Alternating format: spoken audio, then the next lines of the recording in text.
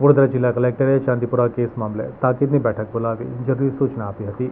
વડોદરામાં શંકાસ્પદ ચાંદીપુરા વાયરસને લઈને વડોદરા જિલ્લા કલેક્ટરે તાકીદની બેઠક બોલાવી હતી અને સમગ્ર બાબતે સમીક્ષા કરી હતી.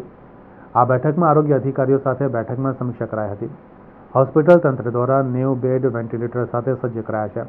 દવાનો પણ પૂરતો જથ્થો હોવાનું આરોગ્ય અધિકારીઓ દ્વારા જણાવાયું છે. કલેક્ટરે જરૂર પડે ખાનગી હોસ્પિટલની અને તબીબોની પણ મદદ લેવામાં આવશે તેમ જણાવ્યું હતું. પીડિયાટ્રિક વિભાગમાં બેડ અને વેન્ટિલેટર વધારવાની સૂચના આપવામાં આવી છે. શહેરની મોટી ખાનગી હોસ્પિટલોને પણ તૈયાર રહેવાની સૂચના આપવામાં આવી છે. સાથે જ અન્ય હોસ્પિટલોમાં ઇમરજન્સી સુવિધા વધારવા આદેશ કરવામાં આવ્યા છે. આ ઉપરાંત પરિસ્થિતિને પહોંચી વળવા તંત્રની તૈયારીઓ પણ ચકાસવામાં આવી હતી.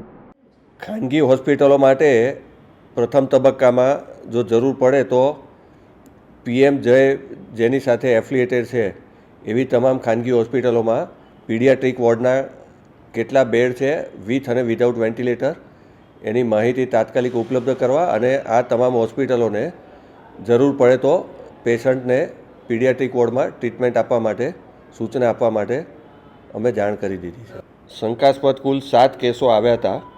તેમાંથી આપણા જિલ્લાના એક પણ નથી, વડોદરા જિલ્લાના પણ આજુબાજુના જિલ્લામાંથી કુલ 7 કેસો આવેલા અને 7 કેસો પૈકી 4 દર્દીના મૃત્યુ થયેલા છે અને 3 અત્યારે સારવાર હેઠળ છે. એમાં 2ને રિકવરી આવી છે એટલે વોર્ડમાં છે અને એક બાળક છે એ ICUમાં છે.